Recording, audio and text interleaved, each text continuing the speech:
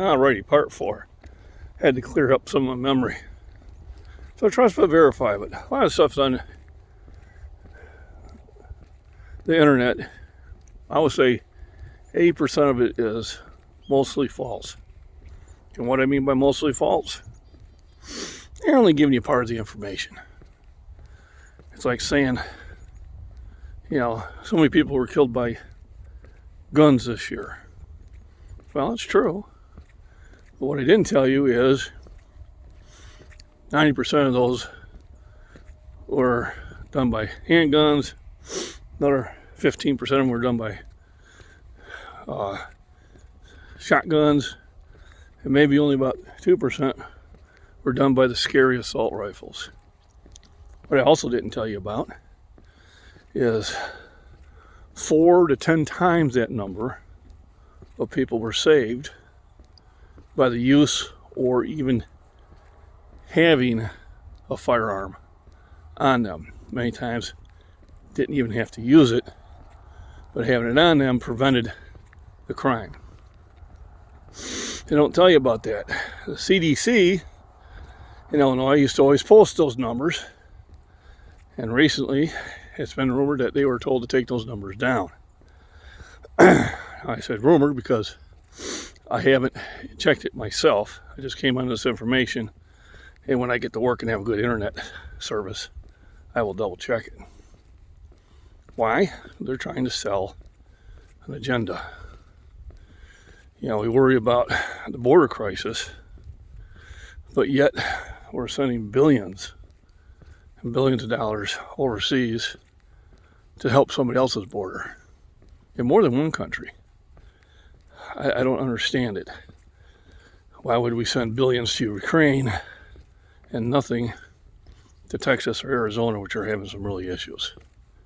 To me, it's either a money laundering operation or it's a power play. All right.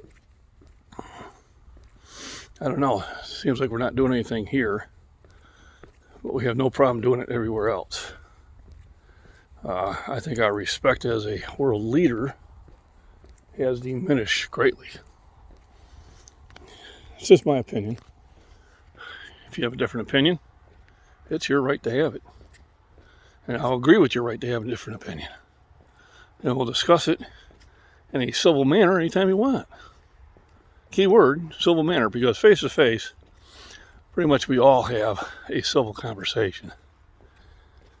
Over the keyboard, that's a whole different story. Or if you're in a group and there's cameras involved, it seems like they will act the fool. Stop acting the fool. So, I was watching these programs, and I can see they're trying to sell that everything is fine. Just stay on your couch, drink your coffee, have your beer, have your soda, and everything's fine. All right? Don't go into big cities, but everything's fine. Well, folks, everything is not fine. All right? What can you do? Well, it starts at home. It really does. I've had people say, well, maybe you should get in politics and try to change things. Well, here's the problem with that. That's their own club. And if you don't play by their rules, they come at you relentlessly. You'll find out that you've had affairs with people you don't even know. And they won't even remember, but they're pretty sure they had it. So I've had a few people ask me to run for politics. I said, no. I think I said, hell no. I don't want to be in that dirty pool, so it starts at home. So when we go home, well, get your own family together first. I don't know a family out there that doesn't have its own inner problems with other members. A lot of times we just both parties get too stubborn to do something about it. But man, if you can't keep the family together, what chance does a country have? Turn off the TV. They're showing you something that's trying to cause division, turn it off. They know if your TV's on that channel or not. And if people stop watching those shows, well, then the advertisers will realize that their ads are not being watched. And they'll pull funding.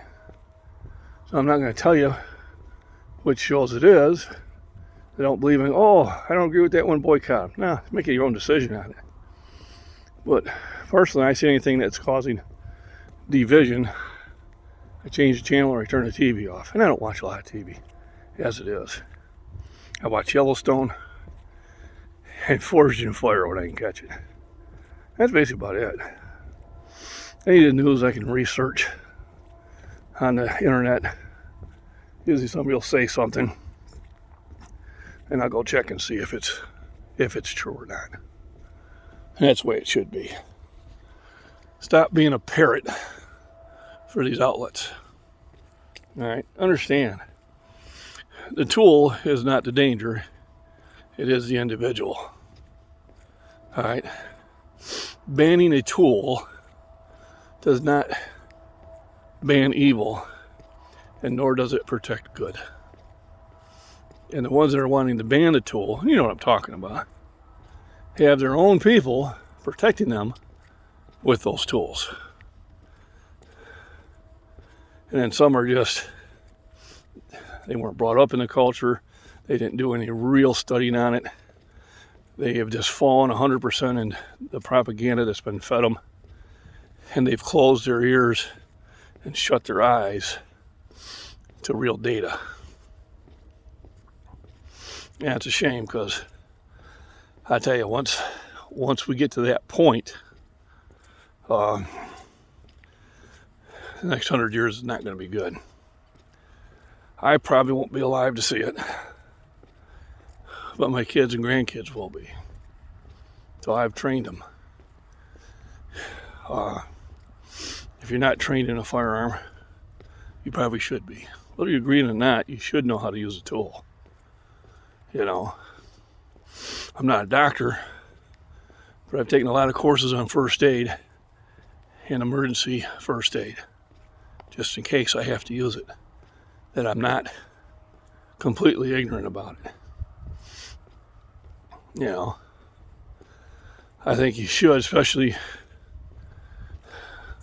the females, should definitely learn how to use a pistol and probably carry one.